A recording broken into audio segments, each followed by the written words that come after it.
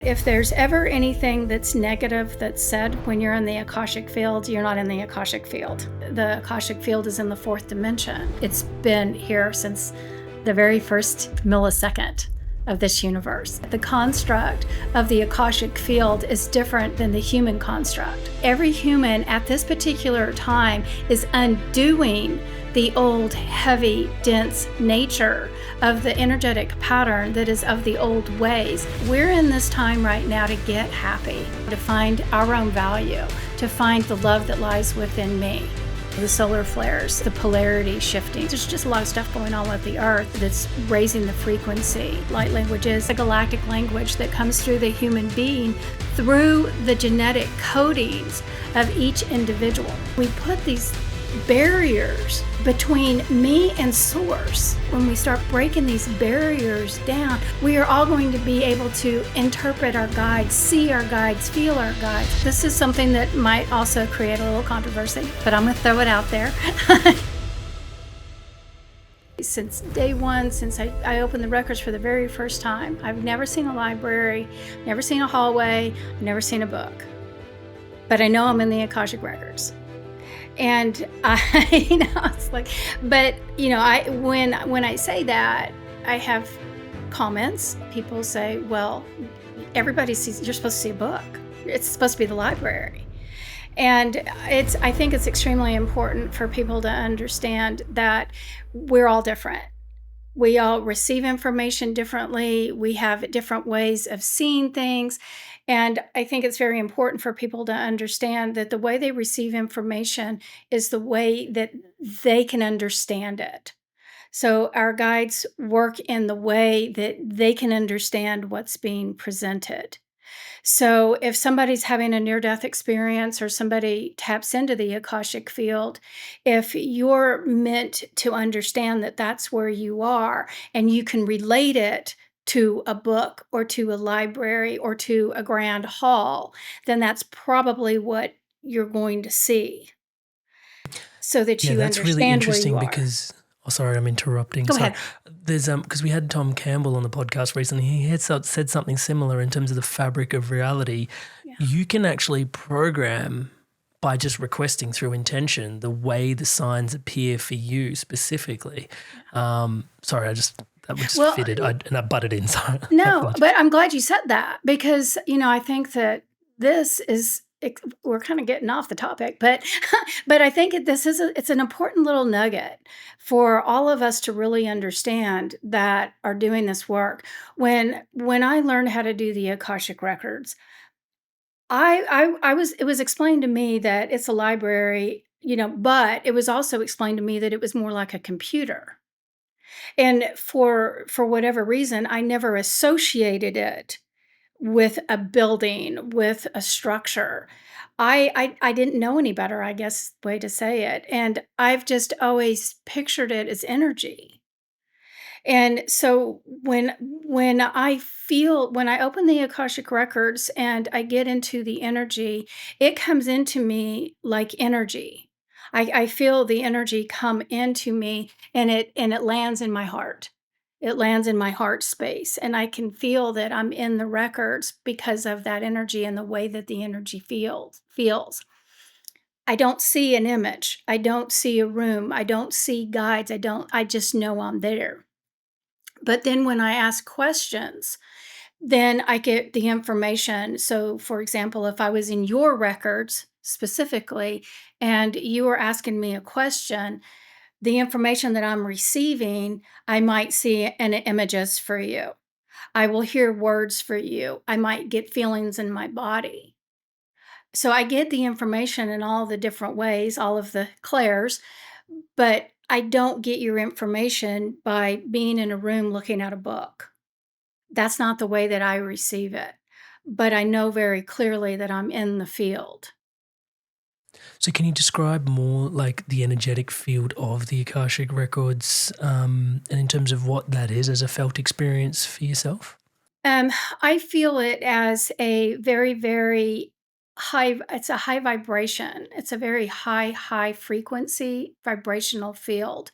And when I get into that energy, I feel the love energy. And I can tell that it's a very high frequency. It's very loving, it's very kind. It's always what I've learned is that if there's ever anything that's negative that's said when you're in the Akashic field, you're not in the Akashic field. That's not it, because the Akashic field is this beautiful, beautiful, beautiful, beautiful field of love, and it only holds love. And so when you're in that field, that's the energy that you bring in and that you give. And so I know that, when I'm in different areas or I've had sessions with mediums or psychics, you can feel, if you're in tune with your body, you can feel there's different energy. It feels different. The energy with a medium feels very different than what the energy in the Akashic records feels like. Medium energy is more dense, it's a little bit thicker and heavier, where the Akashic field is very light. I'm going to say light and airy. And so that's how I can kind of determine where I am. It's not as simple as saying, okay, you when you see the library or the hallway, then you're in the Akashic field. So it's gonna be different for everybody, but this is how I receive it, and this is how I see it. Can you orient us a little bit? Because I think most people tuning into this podcast, there is this fundamental substrate of consciousness, and then there's the human experience that we're having. And where do you see the Akashic field sort of landing in and around this? Is it part of the field of consciousness? Is it a memory? Like I'm picturing it in computer terms now, like we're living a simulation or something. But where do you how do you orient yourself in terms of what role you see the Akashic records playing in terms of consciousness, the human experience, and sort of where the field is and what its purpose is really? Okay, that's a lot of questions, so I hope I answer all of them. Okay, so let's start with Please. where is the Akashic field? I'm telling you this from my perspective because everybody has different information, okay? From my perspective, the there's my records are open, so I'm going to kind of they're jumping in, but the Akashic field penetrates everything, everyone, and all that is. So the way that I see it is that it's not like it's just a dimension. It literally is it encompasses everything that is. It's constantly around us. It's the air that we breathe. It goes to the core of the earth. It goes through all of the different dimensions and as far as it can possibly go because it holds everything. And sometimes that's hard for people to understand. I've heard that some people say that the Akashic field is in the fourth dimension. I don't disagree with a lot of people on a lot of things because, we all get information differently, and I'm sure I can't prove it, but I feel very strongly in this knowing, and that it is ever expanding and it's ever expansive, and it literally is everything and everyone and all that is. Did that answer that question? Yeah, well, it kind of lands us in this awareness that it sounds like it is consciousness in many ways because it's like permeating through the entire fabric of everything that's being experienced. That's the way I see it. Yeah. Interesting. And Yeah. so, but there is this sort of records part of it. So it does seem to function, there is this memory component to it. Can you tell us a little bit around it's keeping, like, is it memory? What do you feel about that? Yeah. Okay. So the way that now I'm trying to explain this from my human mind. So bear with me. Okay. This is the way that I would understand it. Okay. So the way that I call it a holding tank. So basically, the Akashic field is a holding tank of everything that is, all of the information, past, present, and future, all of the records, the blueprints, everything, soul contracts, all that. It's the holding tank.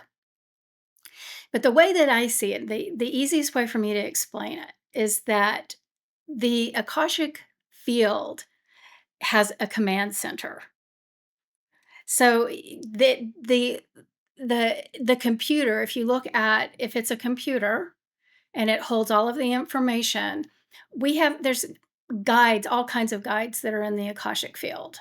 Most of us heard Akashic masters, teachers, loved ones, and guides, all in this, Librarians. yeah, all in all this Sorry. field. Yeah. So the Touch wood. way that I see it is that there's basically a command center. And when I was first shown this, I'm a child of the 60s. So back in the day when we were landing, going to the moon, and they showed on TV, like the command center where everybody's sitting in front of their computers and they have the big screen.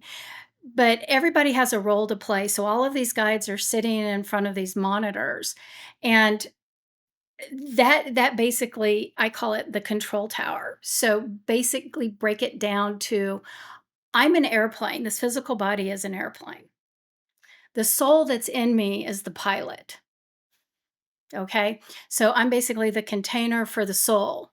Now, when the soul needs to get the plan, or the soul needs help, or the soul needs direction, it has to contact the control tower.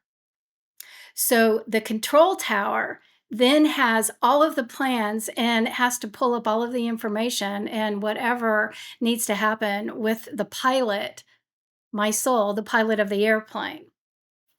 And so basically that's what it's the control tower and everything that's involved. So let's say my little airplane is going awry.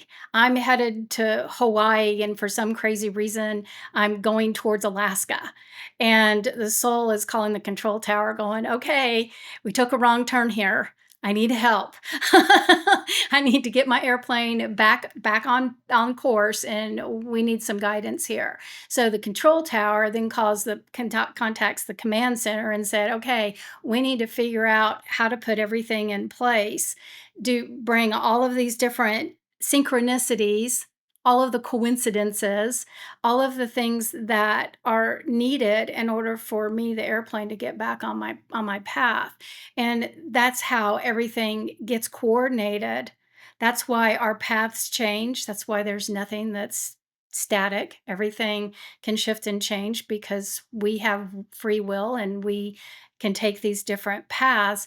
And then all of our guides and all of our helpers are coordinating and synchronizing the new events that have to take place in order to get us back on our path. So that's how I see the Akashic Records. It's the holder of all the plans. It makes sure it helps to coordinate the soul in order to complete its plan and to make sure that it gets to where it's headed, and that me as the airplane gets back on course and gets back to Hawaii instead of ending up in Alaska. Can you help me reconcile, because you said you're in the Akashic records and the Akashic field when it's like it's all love, and if there's a negative frequency in there, you're not in the field, right? But then the field is also permeating everything that is reality, right, at all times. But then there are things that are happening in reality that aren't 100% kosher all the time. Like there's wars popping off around the planet, and there's people doing certain things that are like, oh, that doesn't feel very enlightened to each other. And so when you see those things happening, how do you then reconcile the fact that that's all part of the Akashic field too, but the Akashic field's always all love? I'm a little bit lost there. Okay, so number one, the Akashic records are not in control of everything that happens, every choice and decisions. Okay, so they are the field that helps guide us. And what I'm hearing is that it's the field of energy that holds on to the truth of what is, and helps to express all that are in the plans. However, the human field has the ability to distract or to deviate from the specific plan that they were intended. However, we also want you to recognize, if you're referring to incidents that are of the nature that appear to be causing harm, recognize that specific situation or incident can be directly in alignment with what the soul's path is. Can you elaborate upon that a little bit further, please? I can. So, this we as humans, especially those that are very compassionate and love-based and caring, have a very hard time when we witness somebody that's doing something that is harmful to another human being. And at that time, we immediately label a situation as bad. Okay? So if somebody does something that's harmful to somebody else, then that was a bad act. And that person is a bad person for doing harm to that specific other individual. So my guides keep jumping in, so I'm going to kind of let them talk. Please But go for it. what we want you to understand is that every human that walks upon the earth has the soul capacity to understand how to live the course that is desired for the soul's relativity and not the mind's construct. Okay, so what they're saying is that we don't know everybody's soul agreement. We don't know everybody's soul path. And sometimes things have to get shaken up for us to see things in a different light or a different way. And the person that is doing the act that we perceive as harmful is actually living their soul contract. Maybe they're supposed to do something that is harmful. Maybe it's their part of their lesson so that they have to do this action in order to see something different or change their direction or their course, break old past karma that they're living in. But me, as a person that's witnessing, maybe there's something in me that I have to shift and change. Maybe I've been a victim of behavior like that. And so it hits me a little bit harder because I have karmic energy in me that recognizes being the victim. So maybe it's the chance that I'm looking at this because I have karmic energy that I need to break or let go of. That's the karmic nature being the victim. So, just putting our human mind and looking at something from our own perspective, from our own experiences, and labeling something as good or bad is actually what we're moving away from in this way that we're evolving as human beings. Go ahead. Oh, sorry. Yeah, sorry. Go ahead. Well, it was going to be around karma because I often have contemplated this. In terms of karma, like, how do you know if the actions you're taking are accruing karma or if they're unwinding karma, right? Like you said, like, you could be doing something positive. Like it could be like, oh, I'm undoing that contract, so it's coming to the surface, and I'm witnessing all the sort of negative effervescence of that, but it's on its way out and it's being cleared and it's being healed. Mm-hmm. Or it's like actually like I'm going through this and I'm like creating it's very difficult from the human perspective to be able to actually discern that. Yeah. So this is something that might also create a little controversy, but I'm going to throw it out there anyway. So at this particular lifetime, where we are right now, where we're moving into this new way of being, this new elevated consciousness, my guides are jumping in. What we want you to understand is that there's no human on earth that is creating new karma that is of the heavy, dense nature.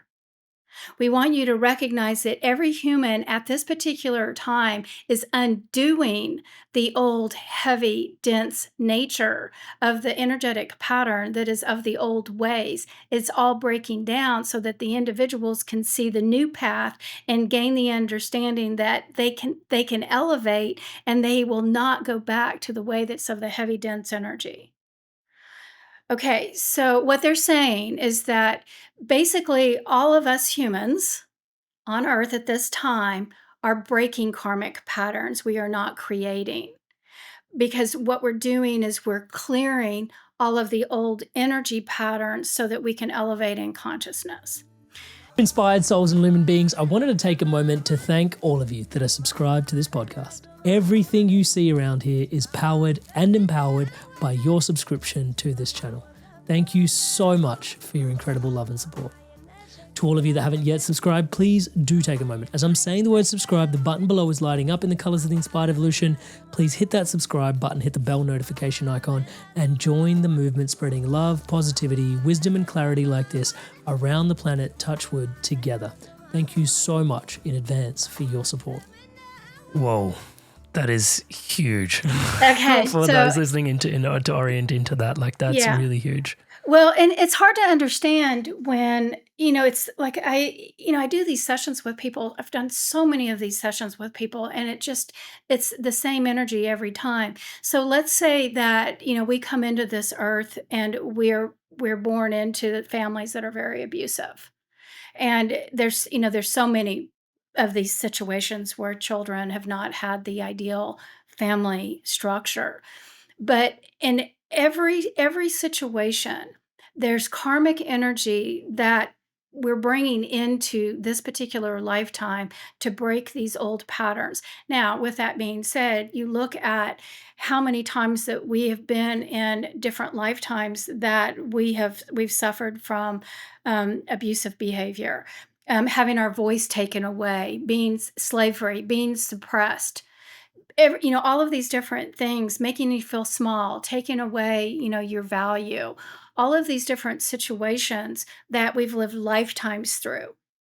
And we're in this particular lifetime where we may have been put in a traumatic situation for us to be able to look at and recognize that we can break this energetic pattern that we've been carrying through lifetimes. In this particular lifetime, it's time for us to look at these patterns and understand that I can break this energy pattern and I can break it for eternity. And once I let that pattern go, I will never go back to that again. Now, with this understanding, so I'm sure that most of the people that are watching this understand that there's been enough people talk about elevating to this fifth dimension of consciousness. And the way that my guides always talk about the fifth dimension, they call it the institution of joy. So, okay, people have problems with third dimension, fourth dimension, and fifth dimension. Okay, throw all of the dimensions away. Let's throw all that away and let's just make it really easy. We are moving into this place of happiness and joy.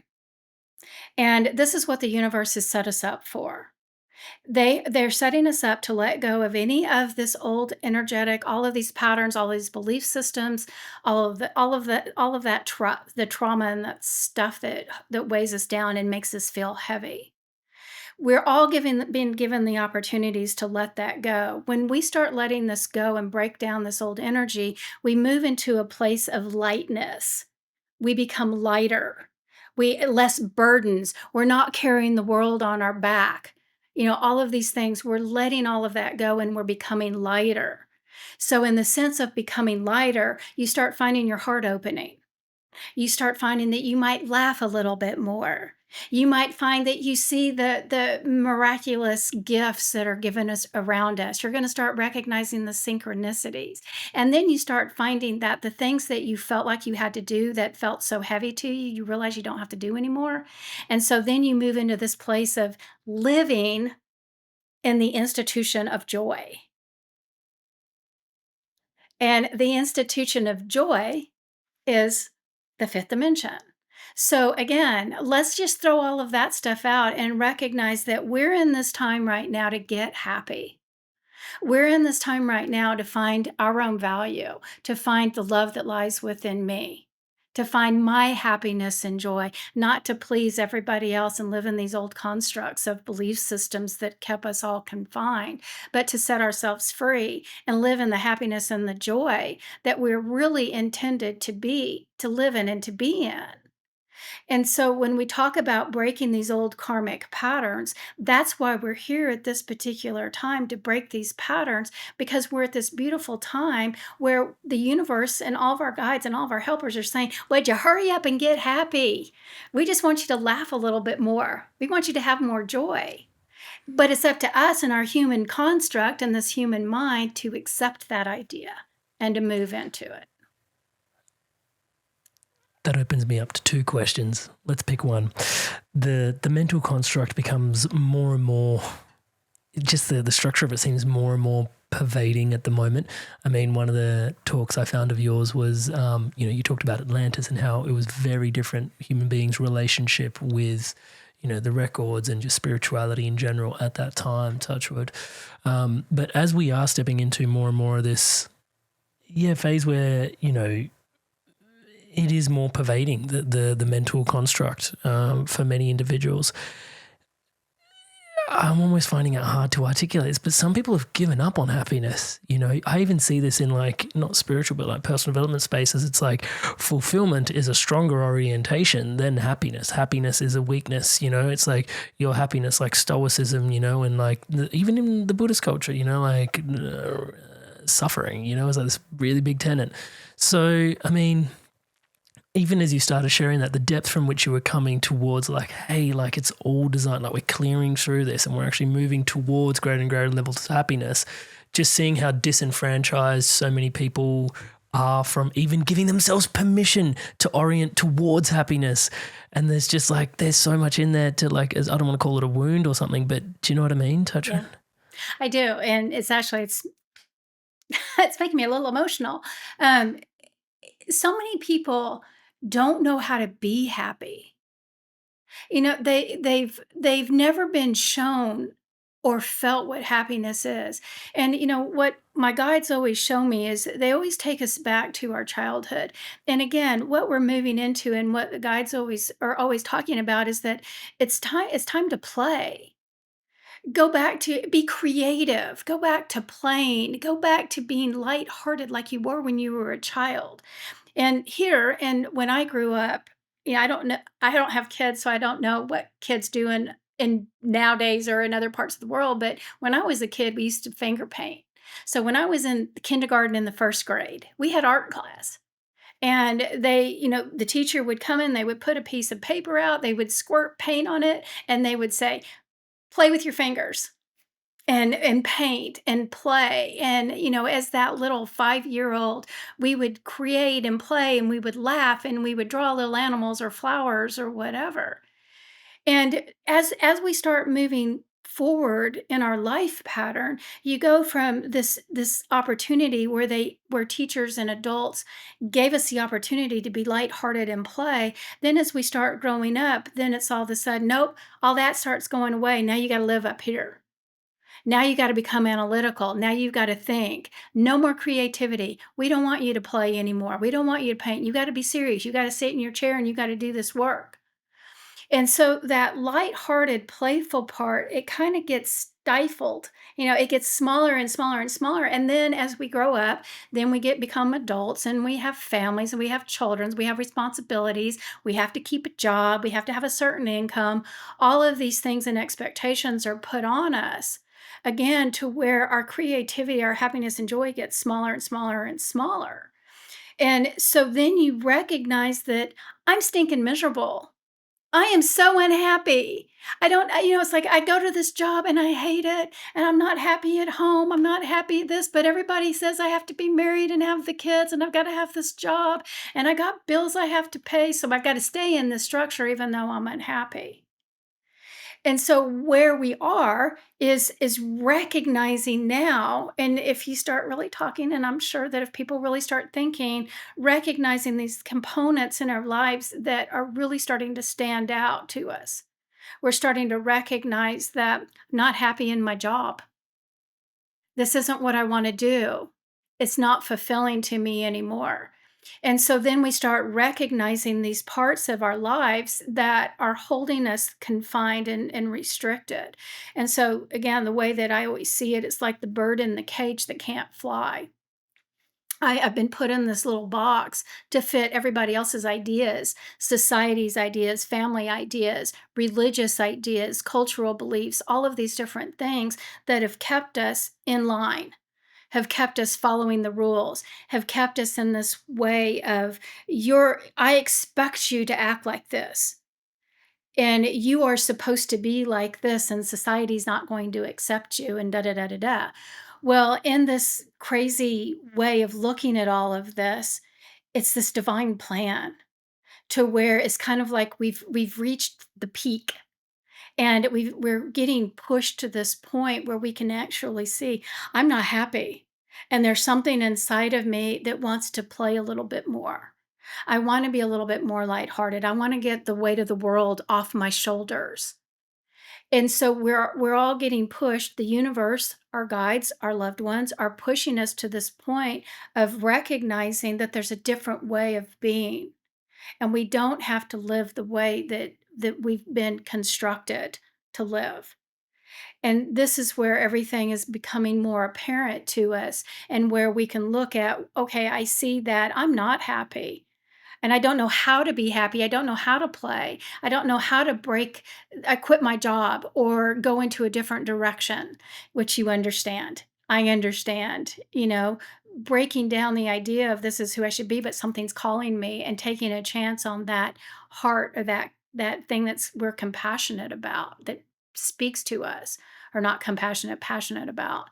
And so this is really what's happening right now, is that we really are coming to this point, the breaking point of recognizing that we've had enough. And if you really look at what's going on around the world, we're getting pushed to look at our belief systems. We're getting pushed to recognize, wait a minute, I used to feel this way, but now I don't feel like this anymore. And it's happening all around the world. And if you really start paying attention to yourself and how you've changed over the last 5, 6, 10 years, you'll begin to recognize how these things are being broken down. And it may not be like you just got hit in the face with something, but if you really start looking at little bit by little bit, oh, I can see how things are shifting. I can see how I'm seeing things. I can see how I'm yearning for happiness and joy. And this is the plan. This is what we're meant to do, is to get to this place, the institution of joy, and get happy. It's really interesting as you're sharing that. There's that, I couldn't help but reflect on the Jungian wisdom where he sort of said, he's kind of quoted to say life begins at 40, and you're sort of like you're this unencumbered child, completely creative, free, and then you sort of grow. And I sort of picture a tree. I'm not sure if that was the metaphor that was intended, but you kind of got these like incredible roots, as a kid, and then, you grow into this trunk, and you have to sort of pick a direction. You have to pick some structure, pick your responsibilities, like you said, like family, work, all these things that you have to sort of do by social constructs. And it doesn't have to be those for people. Other people have different responsibilities, but we start to shoulder more responsibilities. And then he said, at a certain point, you realize that these structures have made you somebody, but, then it becomes this responsibility to reach down and kind of pull the child back up and allow them to play and I'm picturing the leaves now. Do you know what I mean? It's like this really interesting, and as that's in my awareness for the alchemy that he sort of sends the humans through his work in the Red Book. But the interesting thing there is what I heard was potentially society at large is kind of going through this, hey, we've built a lot of structures, but now like the invitation for like collectively to reclaim and play and come back further into joy once again, to reclaim that inner, and he calls it the reclamation of the inner child. Yeah. Maybe there's a whole collective reclamation going. Am I drawing parallels where there aren't, or does that resonate? No, actually, absolutely. Absolutely. That's just it. It's like, let's get back connected to that inner child. That playful child, not the wounded one, but the playful one, the one that could laugh and joy. And just, I always, whenever I think about that, is, like kids on a playground or kids in a park where all the kids are screaming. And, when as a kid, we would just scream just because, I sit there and I listen to, there can be 20 kids and they're all screaming at different pitches and they're laughing and having a great old time and playing and running, and with abandonment, they're just being their kid self. Would I ever do that? Oh my gosh, no. Society would think I was crazy if I ran around a park and was just screaming and jumping up and down, and, an adult shouldn't do that. But let's get back to that little child and play more and just be. And so but the tree is that, I think it's a beautiful metaphor, the way that that's explained. Thank you. One of the interesting pieces in there is like, because we've been discussing these patterns, right? Familial, personal. There's probably past life stuff in there. There's probably ancestral stuff in there. Yeah. There's probably even collective stuff in there, touch wood, right? That everybody's, and like you said, it's really hopeful, like that, inspiring. That message is like, actually, we're not accruing anything. We're just unwinding everything. Yeah. So everything that you're seeing is actually on its way out. Like that is so deep, what you shared there. But then also as people are going through this, like hallmarks of now, and I'm jumping ahead of myself, but one of the key things in there is also, people are feeling really fatigued, really tired right now. It seems like it's a really interesting time for people. your awareness in terms of why people are feeling so tired, so exhausted, so fatigued as all this is happening right now? Okay, well, I'm not sure what you're referring to, but I'm tired and fatigued every time I turn the news on. It's like, oh God, I'm so tired of hearing this stuff. But I don't know if you mean energetically, physically tired and fatigued. Just the inspired like community, like I've been tuning into like comments and sharings, and people are feeling, worn out. They're a little bit exhausted. They're a bit overwhelmed. There's all these frequencies that they're feeling at the moment. And I'm wondering if just the amount of work that we're going through is just so seismic. Yeah. And I guess just the mental dross that's associated with all these structures of like all these contracts that are getting unwound, I think they start to wear on the individual, do they not? And how do we work through that, I guess ultimately is underlying my question. That's actually a beautiful question because there's so much that's going on. I mean, just between just the physical vibration that's coming into the earth, with everything that's going on. I mean, we can look at, the solar flares and that, the frequency that's coming in, the electromagnetic field that is shifting and changing and all of these different, and what's coming here is the polarity shifting, kind of wobbling and stuff, that kind of stuff. There's just a lot of stuff going on with the earth and in the atmosphere that's raising the frequency, that it's becoming that higher vibrational frequency. Well, everything that's coming in, our physical bodies are also taking in. And so as these high frequencies are coming in, we were born into these very thick, dense bodies. And like you said, that it's holding onto a lot of heavy, dense energy, all of that fear and everything that's that thick. I'm seeing it like syrup, so it's kind of like we're filled up with this syrup. And so, but what's happening is that this energy is coming in and it's crystallizing the syrup. And so if you think about what the physical body would have to go through in order to change its composition, changing it from syrup to crystals, you can imagine everything that's physically changing within us. Okay, you had a question. Well, no, I was just like, how do we support ourselves going through these shifts? Touch wood. Sleep. Lots of sleep. So, and because I've gone through it. I talk to people about this all the time. There's so many of these symptoms that are just heart palpitations, physical aches and pains, muscular things, joint pains, massive headaches, like all of these are digestive issues. There's so much that's going on with us physically that our bodies are getting exhausted and fatigued. And so what I have had to do for myself is basically honor my body. When it says it's time to take a nap, I need to take a nap.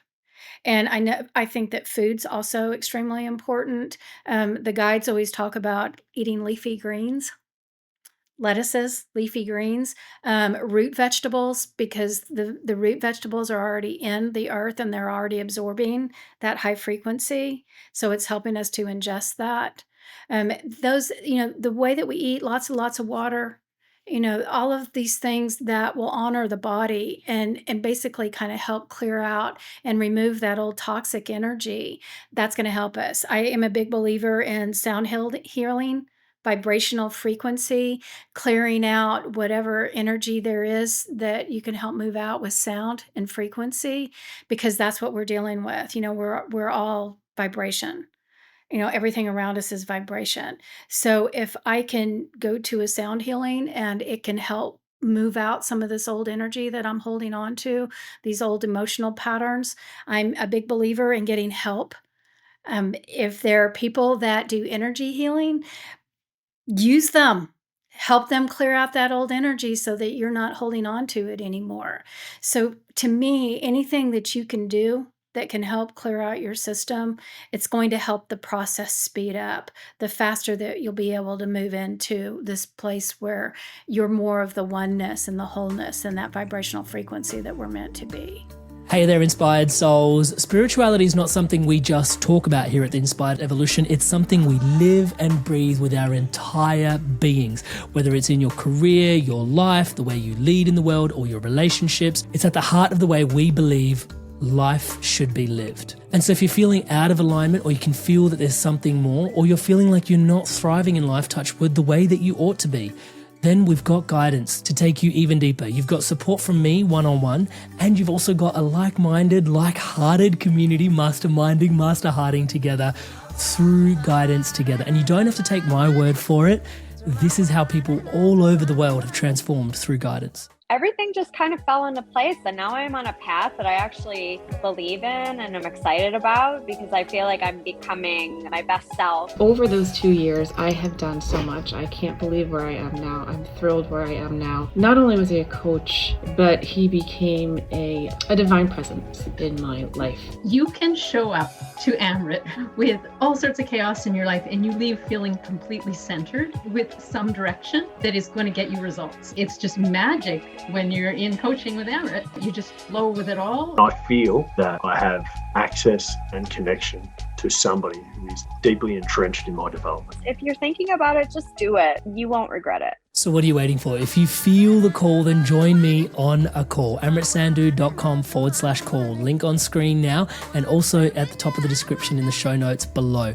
Join me in a call. Let's dive in deep to your path, onwards, upwards, and inwards from here. I'm looking forward to seeing you in a call. Go on, I'll see you there. Sort of dovetails into, you do these energetic updates on your YouTube channel where you share, kind of what's coming through. And like, they're well received, but something in particular in June, July, like really just as we sort of cut through there, was this huge message that really has been received by a lot of people. Can you tell us a little bit around the kind of, where we are right now in terms of the energetic shift that we're going through towards the later half of like 2025? What do you like? What's the tune in for where we are for the rest of this year, and potentially even just moving into the beginning of 2026? Can you give us the energetic update? Yeah. Okay, and I'm not sure what I said in June and July or what you're focusing on, because there was a lot that was said in both. But what we want you to recognize is that the energy patterns that began basically in July and that will move through the end of December, you'll begin to recognize is shifting and shaking up old structures. You're going to find that the old paradigms and the old ways of being are falling and collapsing rapidly. You're going to begin to recognize that individuals will begin to suffer more with their pains and ills in order to look at who they are and what they are and how they can shift that way of being. We also want you to understand that the selected first wave, the first waivers of individuals that were chosen to lead the direction and move into this level of consciousness will achieve their task. We also want you to understand that those humans that have gone through the rapid acceleration of growth in this particular way of spiritual consciousness will begin to recognize that they will no longer have fear of who they once were, and they will embrace what they are becoming. And this is a big shift in the way that the human construct has been seeing one another. The human construct the belief of falling in line or falling in order to what others feel they should be is falling away. You're going to find that there's more independence in each individual, and they'll find the love inside of them in a way that they haven't seen before. The significant growth pattern at this particular time is finding the heart and recognizing the heart-soul connection is the main priority of every human being. When the human being can recognize that their heart is massive and extensive, they'll begin to understand how they can live fully and completely in that knowledge and wisdom without the influence of others. Once the human begins to understand the capacity of love in the fullest extent, they will begin to recognize that they become the teachers of others and show others the way of becoming whole and complete in the fullest form of that love. And this is what's meant to be at this particular time. This shift is what's taking place, and what will be gained by the end of 2024 or 2025 will begin in that of January of 2026. 2026 will have a fuller capacity of more individuals experiencing and understanding this particular nature of who they're becoming. And this particular time frame over the next 6 months, and 6 months, 8 months, and then 10 months is going to be significantly relevant for the human culture to see that the truth of love can be had in a way that it hasn't been seen before. Does that make sense? Question? It does. Can I ask a question about support there? Because you've also referenced in some of your work that there's I don't know how to frame this right, but galactic light force, there's a galactic language that's more and more people are accessing. So as we're going through this shift, can you talk about some of the support mechanisms and structures that are there for us as we're going through this shift? Touchwood. All of those that you just mentioned.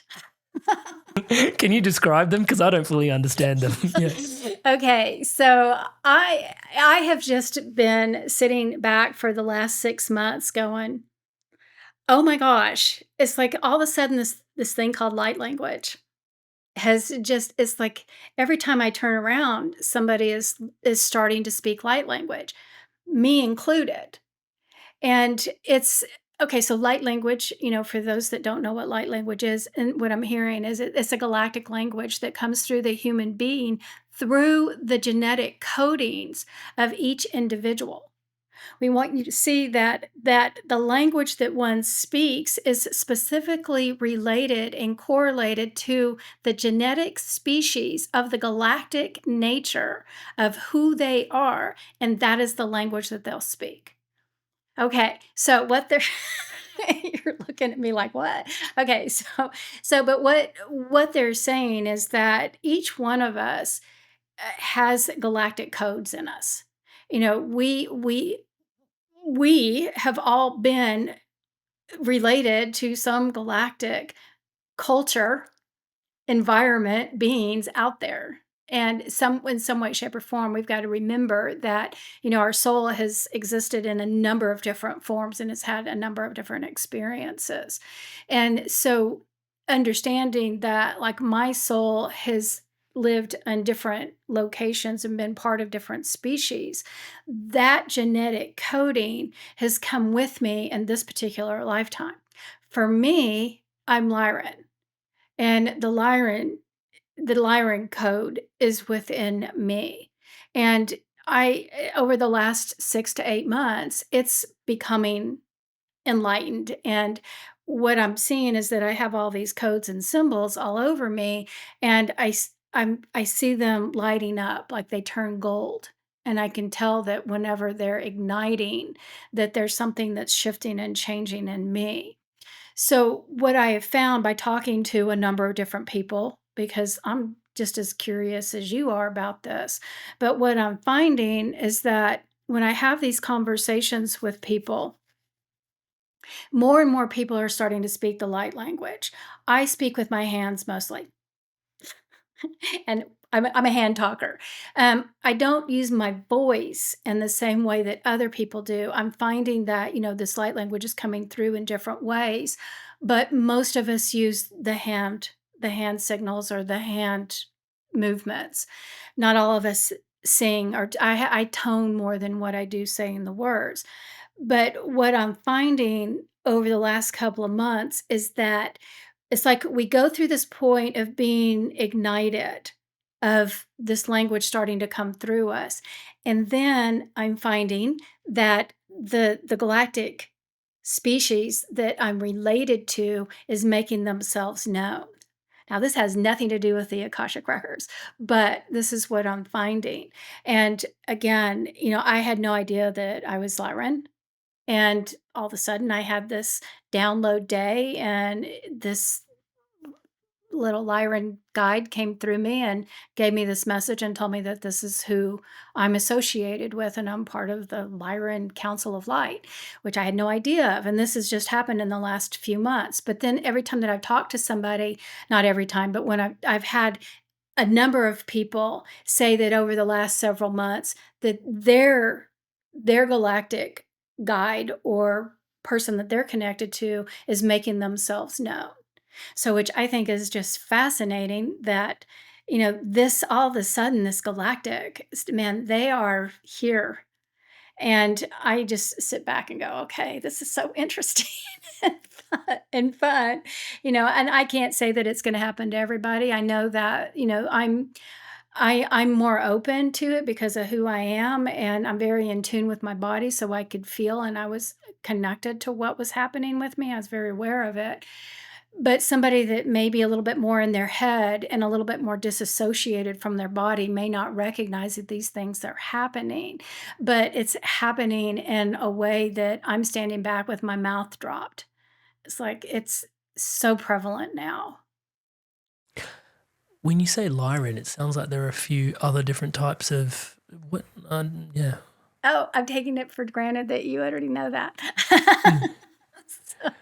Can you tell us more? There's all kinds of different galactic species. The most common that we are aware of. I'm not an expert in this field. I'm telling you guys this right up now. This is a new thing to me. I've never really been that interested in studying these species, but there's the most common right now that are the ones that are here to help us evolve in this form of love is the Pleiadians, the Lemurians, the Lyrans.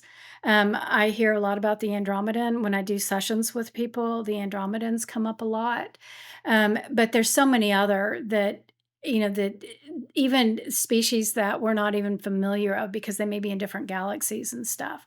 So I'm not the expert on this field. I'm kind of learning with everybody else, going, "Holy cow, what?"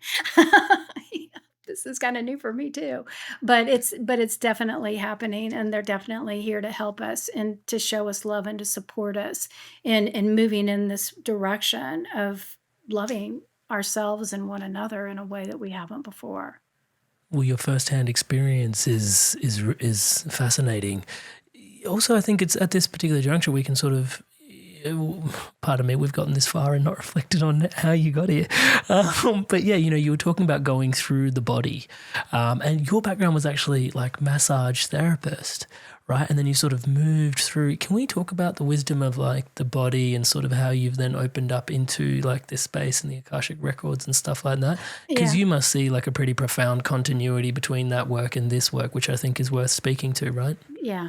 Well, I became a massage therapist. I went to massage therapy school in 1996, and I had this incredible group of instructors that I call them the old school massage therapy, the hippie massage therapist, the ones that, I mean, and thank you. I'm so glad because they were taught more of how to do massage therapy. It wasn't the structured massage therapy, like a specific technique you have to follow all the rules, and all the protocols. It was like, okay, we want you to put your hands on a body. We're going to blindfold you, and we want you to learn how to feel. And so what happened is that the more that we shut our eyes, the less that the brain takes in and tries to analyze. That's why us channelers have a tendency to close our eyes or look away, not focus on anything, because we're trying to stop our brain from trying to analyze what it's seeing. So by being able to do that, that was one of the very first exercises that we did, learning how to feel the body, feeling the hot spots, the cold spots, the drags, the lumps, the bumps, all of this stuff without any judgment on what you're feeling. I learned how to get out of my mind, and I learned to get in that energy flow. And then what started happening was that I started hearing words. I started hearing the guidance, and then they would tell me, put your hand on the hip, put your hand on the ankle, hold these until you can feel the rhythm balance out. And so that was really my opening into learning how to shut your mind off and listening and trusting what was being said. So that was the beginning. Then it just went into, I became a massage therapy instructor, and then I was the director of the massage therapy school. So I had access to these beautiful humans that wanted to live more of that way of being than what I had been exposed to in my previous life, my pre-life, the life before 1996. But so anyway, I had an instructor that, because we did teach energy work, we taught healing touch, and this specific instructor taught how to open the Akashic Records. She taught classes on it. And at that time, I hadn't even heard about what the Akashic Records were. So anyway, she asked if I wanted to take a class, and I was like, yeah, that'd be fun. Why not? Why not? You know, just something to do. I had no idea what I was getting into. Next minute. Here I am, you know, and then that was in 2002 and 3. And here I am in 2000, you know, that was 22 years ago. And so obviously it was something that was a great gift to me. And I was able to tap in a way that some other people can't. I mean, whatever reason, I seem to be aligned with this field of energy, and which I'm so extremely grateful for and honor every day. But through that experience and learning how to do this and focusing and working brought me to this point of where I am today. Did that answer your question? It really did. Okay. One of my curiosity points is, touch wood, this would have been, I'm picturing, you know, Akashic Records, time gone, would have been the domain of priestesses and priests to access and so on and so forth. And it almost would have been taboo for, you know, culture en masse or at large to even look in to what the Akashic Records are saying. I mean, I do wonder why, touch wood, that's probably part of the question. But also just the,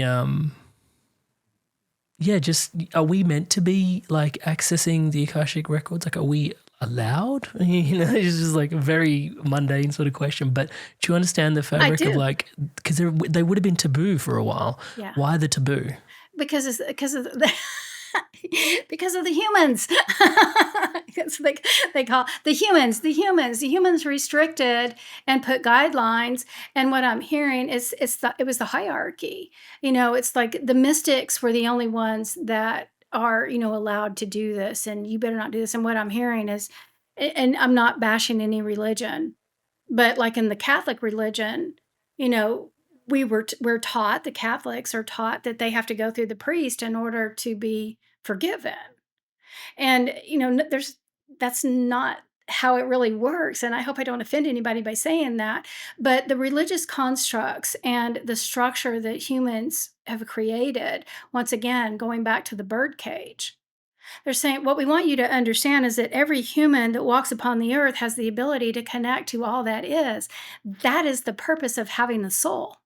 And so what we want you to recognize is that it's the human mind and the beliefs that were put upon the mind or within the mind that holds the human in the restricted form and in the form of confinement, so they can't see what they're capable or available to do.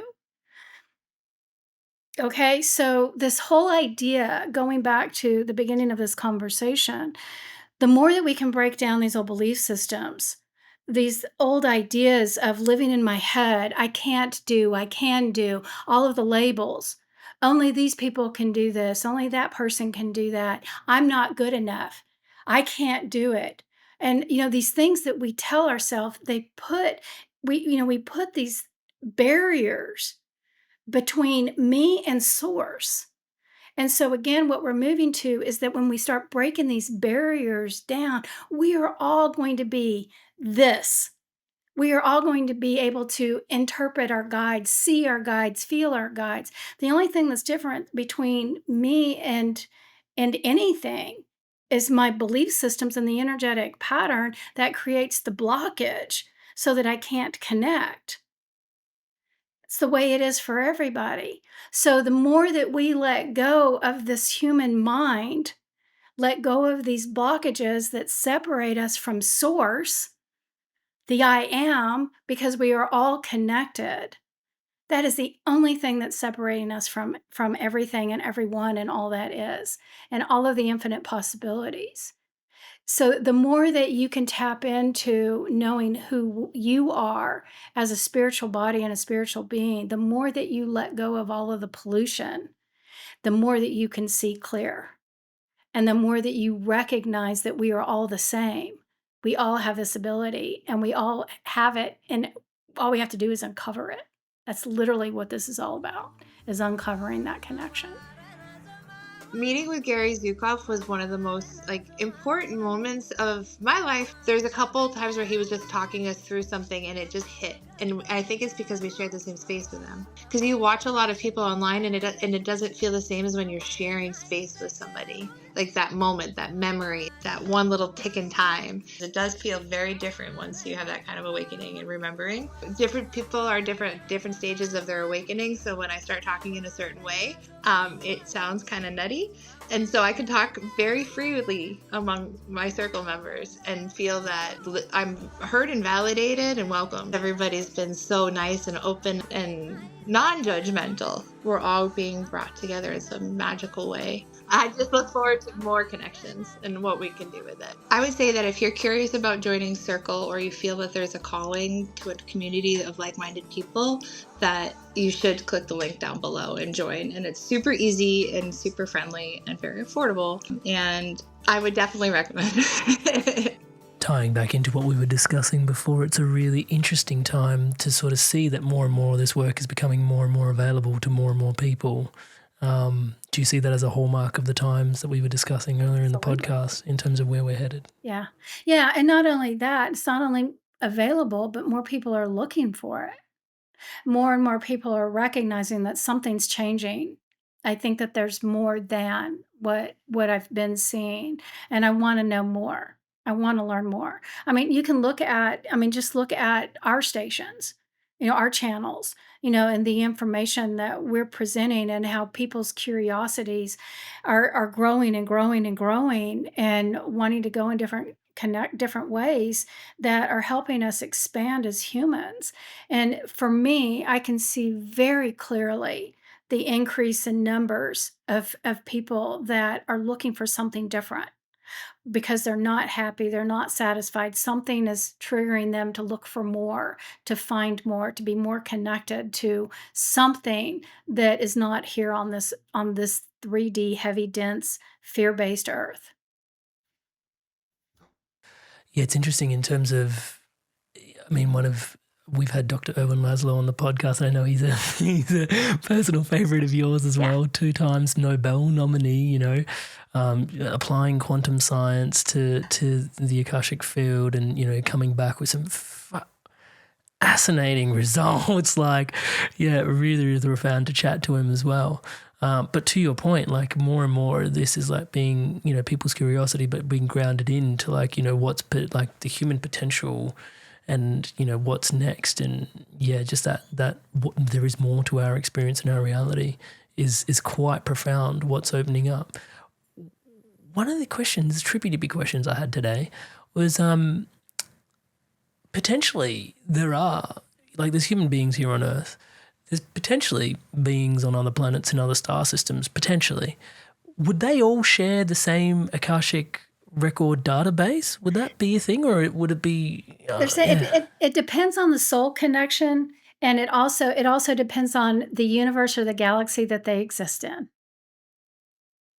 Can you unpack that a little bit more? Yeah, please. They're laughing and saying, Lisa's only connected. I see a little antenna on my head. And it's I'm only connected to this. You're looking universe. A little alien there. No, I'm kidding. It's I can't jump out of this universe into different universes. I don't have access to the Akashic records and other universes. But understand that if the soul has had the experience in being in different locations or different galaxies, that information and that soul's history will be available at this particular time. Did that answer your question? Yeah, it's fascinating. Okay. It's fascinating. And again, I'm just saying what's being said to me. So if anybody, if somebody else has said anything else different than what I'm saying, I am so okay with it. I'm just repeating the words. And so if it doesn't jive with you, it's okay. Yeah. No, I appreciate that. Yeah. I think one of the questions that's open for me as well is just this thing around, there's a significant, and it's again the message that you said, we're kind of just moving through and clearing through stuff now, but there is a lot of trauma and a lot of healing that people are going through and doing the work on. What you've shared is very inspiring in terms of, hey, you're not accruing, you're unwinding. Anything further to add to those that are going through a healing time or, moving through their traumas? Touch wood. Okay, so what I'm hearing is, number one, recognize it's possible. Okay, so if you're in a situation and you can only see where you are at this particular time in this particular moment and look into the past, it's extremely important for you to understand that is meant to be released and let go of. It's not meant for us to hold on to it anymore. It's time to let it go. And, and I know that, like a lot of people that may not have resources or an understanding of that, again, we were going back to people don't know how to be happy. Sometimes people don't see that there's other options. That number one, they may not recognize that they have the option of being happy. They may not recognize that they have the option of letting go of whatever's holding them in that pain and sorrow, the fear. And you do. We all have the ability and we have the capacity of letting go of anything that's holding us back or holding us stagnant. So number one, recognize that you have the potential, you have the ability, and they're saying, and what I'm hearing is, and you have the resources. All the resources are available. You simply have to choose the direction that you want to go. If you want to stay in your pain and the sorrow and you want to stay in that pattern, then you're going to stay in it. And a lot of times people do because they don't know any different. And it's scary thinking about letting go of an old pattern or an old belief system, letting that go, and then going into something that's completely unknown. What is it going to feel like if I'm not holding on to this fear anymore? Can I actually move into a place where I don't feel this way anymore? That's scary to a lot of people. And so it takes a lot of courage to take a chance on changing, on doing something different. And so they're saying what we want you to see is that all individuals have the ability and have the love in their heart, meaning their soul, to take a different path if they choose to do so. Understand that looking at and facing traumatic situations is needed at some point in order to fully let go and release what is no longer needed. But I do want to say what they're saying is that, I do not necessarily want to subscribe to conventional therapy. I don't think that reliving and saying the story over and over and over again is necessarily good for our vibrational frequency. I think it holds it in place. It's the reason why I believe in alternative healing. It's why I believe that if you can't tap into, there's so many different resources, different types of healers, different people that have different techniques that can shake this stuff free and help us to let it go, and then help us figure out how to integrate living without it. So I strongly encourage people to find resources to help them through this time. Yeah, I can't stop reflecting on that piece about the permission to be happy. Yeah. So many people, I can see it, it's almost like it was hidden from plain sight, but in today's conversation has been this real, even just giving yourself even just the permission to go and be happy. It's like, you're allowed to. And it's like, you've forgotten what happened. It's like, you can do that. Give yourself permission to, carve the way forward. I mean, that is such a seismic dive charge for people's path forward. Uploads. I keep picturing the Akashic Records as a cloud, so pardon me, the engineer in me can't stop doing this. Yeah. Updates to the cloud, updates to the Akashic Record. Yeah. Do they then, do the Akashic Records ever get updated and that sort of then permeates down into the human experience? I'm sorry for up, down, and I know it's kind of through, but anyway. Yeah. Do they sort of permeate into the human experience, like updates into the Akashic Records then sort of come down? Or is the human experience updating the Akashic Records? The transfer flow of information, I'm just really curious about it. That's interesting that you should say it, because it's kind of what I'm hearing, cyclical. So can you describe that? Yeah. Yeah. Okay. So what we want you to understand is that so it's almost like the soul plan was created at the beginning of time. Okay, billions and billions and billions and billions and billions, maybe trillions of years ago. We have to remember the individual or the construct of the universe? The construct of the universe. Okay, so first of all, the Akashic Records were created at the beginning, when this universe was created, the Akashic field was created. Okay, Right. so it's been here since the very first millisecond of this universe. It was here. So they're saying, so if you begin to recognize that as souls were created, now the way that I see souls is that at that particular time when the universe was created, little dust particles that were blown into this universe, and again, this could be controversial. I'm just telling you how I'm seeing it. Okay. What I'm seeing is that these little particles began to spin. You're a scientist, kind of a guy. You understand centrifugal force. You know how these particles started to spin and they created this little body of energy. And that body of energy became conscious. That's the consciousness. And that's how I see, I'm not saying anybody else, but this is how I see how souls were created. Right. At that particular time, then the soul plans started to fall into place. The souls, they're calling them soul stories. The stories of the souls were created at that particular time. And when you begin to recognize how the soul plan began due to the different experiences that the souls seeked to enjoy, you'll begin to recognize that that was the beginning of the history of each individual soul, going back to the history. So what we want you to see is that as time has passed on and the evolution of the soul's experiences have increased, the knowledge and the wisdom of each soul's story has grown. So we want you to see that the job of the Akashic Records, the Akashic Masters, in helping to assist the collective universe fall into place and transmit or transmission the deeds that needed to be done is of a massive scale. And you'll begin to understand that as these missions shift and change, you'll begin to see how the soul's guidance became more specific in ways that needed to unfold in order to create the plan that is meant to be.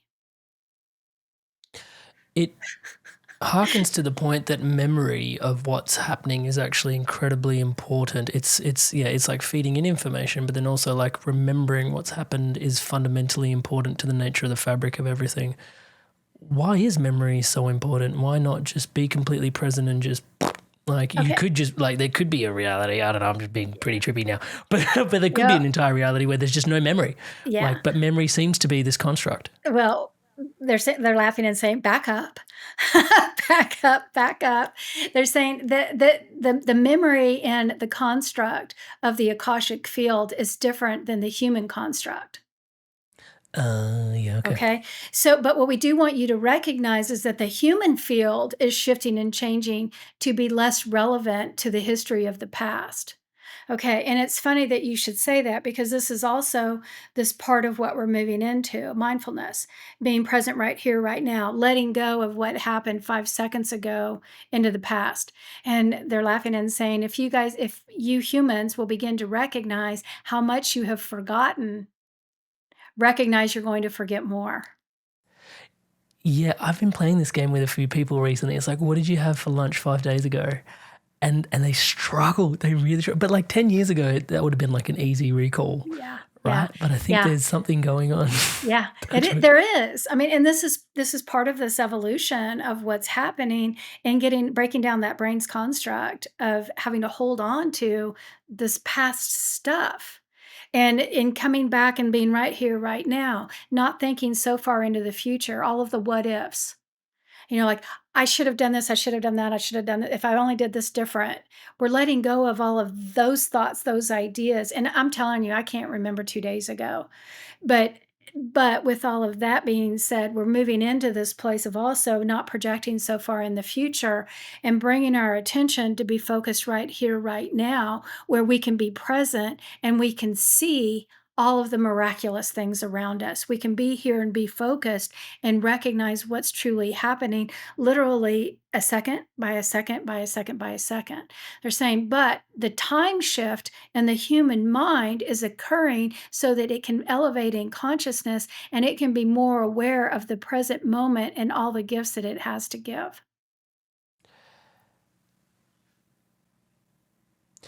Does keeping record of the experience maybe I'm too hung up on the word Akashic record, but in the Akash, keeping records of like each individual soul's path and journey and all that sort of stuff, there's this element of like keeping the record. The question's kind of why is that the structure of it? Is it because by keeping record, it's giving itself, like the unified field is giving itself the experience like of life? Like, is that the mechanism why? Or why is it like that the records are set up that why do we need to record everything? Like, you know? So what we want you to understand is that it's creating the experience that all needs in order to evolve. We want you to understand that in the time of the essence of time and the time construct, understand that there's more that's happening like on top of each other. So like we humans, we see things linear. I see things linear. When I get information, I see it on a linear pattern. But up there in the constructs of, they're laughing, of the masters, that things are happening more simultaneously and more in a, they're calling it topsy-turvy way than what humans can understand. But what we also want you to recognize is that there needs to be a beginning point and there needs to be an ending point in the cycle of life. So what we want you to see is that the experience that the soul is enduring is much more complicated than what the human mind can conceive of. So what we want you to see is that the time experience that each soul has to be created or nullified in a way that it creates the whole experience, because that time experience becomes the existence of the energetic body that is the soul. Okay, I didn't know this. So the way that I'm seeing this is like my soul holds the Akashic records in it, but it's what it's holding is all of the information of the soul's experiences since the beginning of its existence to the place where it is, and the pattern that it has to follow in order to complete its mission or its goal. So everything is combined in one specific source of energy so that it can hold and construct the ideals that are needed, the ideas that are needed in order to move on. Okay, it's actually kind of interesting because what I'm seeing is that I've had experiences, and I know other people have too, of my soul holding on to past lives. And, and I've had these different experiences, and these experiences that the soul holds on to that are traumatic are deaths. Okay, so if I have died a traumatic death, the soul holds on to that memory. And what's been coming up to me to clear my karma or to clear all of this energy that I don't need to hold on to is I've had memories of these past deaths, of the traumatic deaths. And they're saying, we want you to understand that these particular types of deaths are on timelines so that they can be cleared from existence, so that they no longer affect the soul in the way that it portrays its specific life or existence within the human field. Okay, so this is something new again, and I don't think that it really is answering your question about the time in the Akashic field, but I can see it's going back to the holding tank or the holding base is what they're talking about for all of the different experiences, because the soul has to hold on to the experiences until it's necessary for it to let it go. So when I let go of these traumatic deaths that I've had to go through the process of going through letting it go, it's actually clearing that timeline in the soul's memory. Okay? Does that make sense? It does. What I'm hearing is each of the individual packets that feed into that. Let's just keep running with the tank metaphor. We've got the tank, and then each of those individual soul packets of, experiences that then get accumulated in the Akashic record, touchwood or unwound, however you want to look at it, into the Akashic record.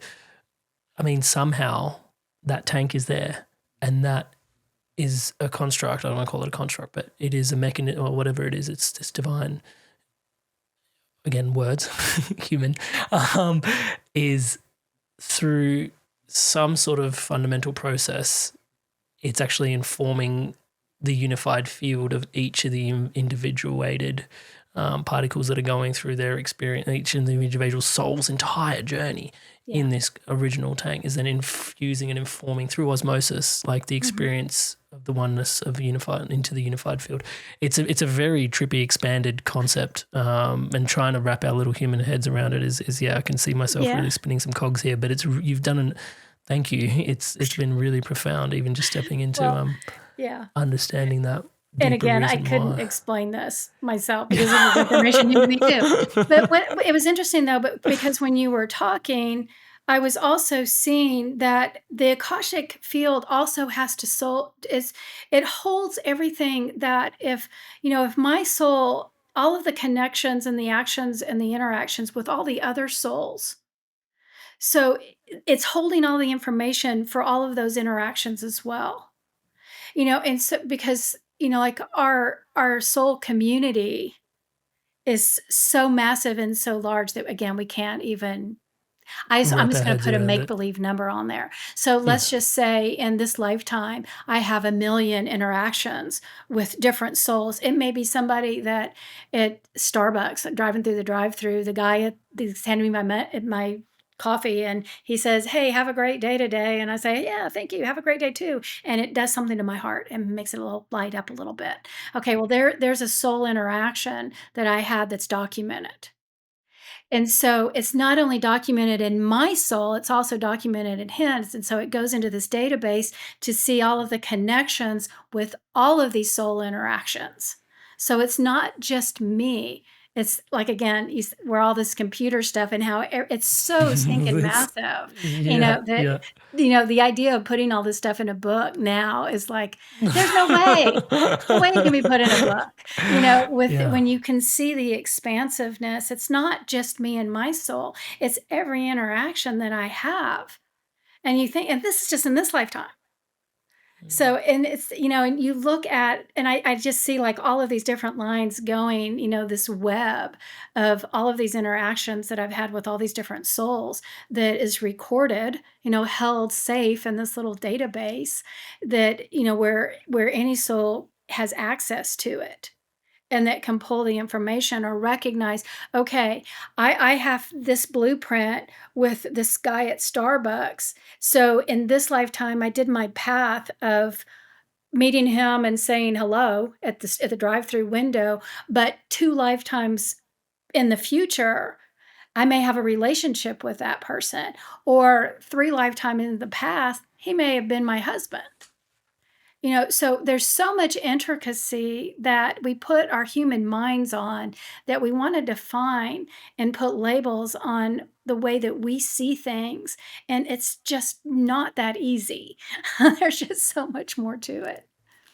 Do the Akashic Records, well, I'm also picturing like that's 1 million, like you just put a number on it, but just the 1 million interactions we're going to have like individually, and then just the possibilities of like after that, like there's 1 million interactions and 1 million. Whoa.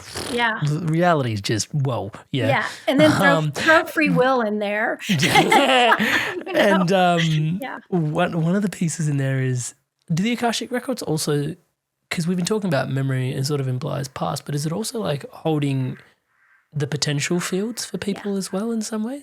Yeah. Huh. Yeah, recognize that they're laughing and saying there's always an alternate route. And we also want you to recognize that I'm seeing emergency in big red flashing letters. So we want you to understand that in every situation, the human has multiple branches, multiple different ways that they can choose what path that they want to take, which alters all of the plans. So what we want you to see is that if the human is designed to take a certain path and that everything is set up and that little voice inside is going, go right, go right, go right, take that path, take it. And the human's like, go right? Why do I want to go right? I think I'm going to go left. And so there you go. You just changed your course. And so then all of these alternate plans And I'm seeing like the blinking light going, okay, accident, and the little soul going, help, she took the wrong way, and calling in all of the guides and the sources and the resources, people that were supposed to cross your path going to the left, that are supposed to cross your path going to the right, having to reassign and realign all of the plans and the patterns to still get the soul in the destiny that it needs to go in, but it can also alter or change the course of events that happen due to our actions. And again, it's like I've heard people talk about exit points, but it's not really an exit point. It's like how many times, like if we're in a marriage or a relationship, I'm not going to say a marriage, let's just say you're in a relationship. And I'm putting it from my perspective because as a female, I can understand. I'm in this relationship because I feel like I have to have somebody in my life. They give me security. I feel like they love me, so I have purpose. Their financial security, whatever it is, we're so programmed to believe that we have to be in relationships that no matter how abusive that person is or how they make me feel small, if I don't ever have the courage to stand up and break this pattern, then I'm going to continue on with it. And then you might get out of that relationship, but because you didn't break the karmic pattern, well, here comes another one. You got to do it again. That old thing, if you don't learn the lesson, you're going to have to repeat it again because it's karmic energy that keeps coming up. It's like, okay, here's your chance. Here's your chance. Are you going to break that pattern? And if you break the pattern the first time, then that's going to redirect your course. That's going to take you in a direction that you're supposed to go. Well, okay. Well, you got out of that relationship, but you're in relationship number 2 or number 5. That's the same scenario, and you still haven't gotten it. We're going to keep giving it to you until you can stand up. So if you keep on that path, then that same, you're going down that same path until you decide to take an off branch, then that changes everything. So it's like I see like all of these little beings just running around going, okay, we have to change the plan. Everybody get all the guides out. The guides need to see what they need to do and bring who they need to bring together and how they need to cross paths so that specific events can happen. So it's like it's constantly changing. And they're laughing and saying it's never static. It's never one way. It's constantly changing and moving.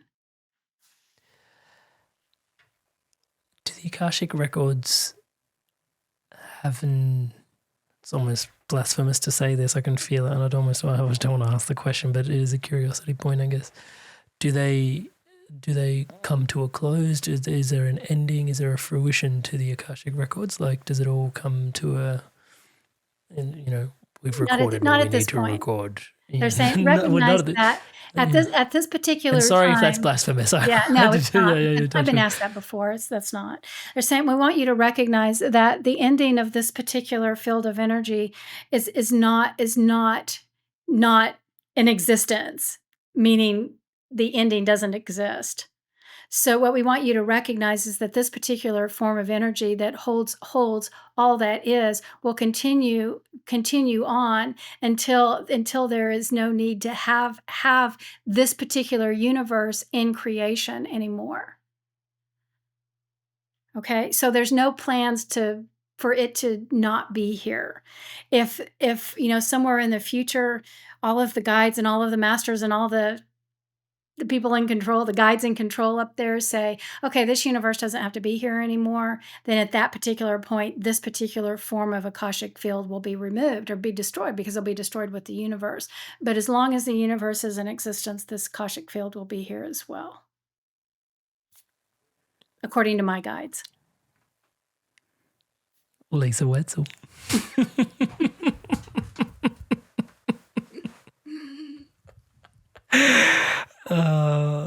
How do I begin to thank you for today's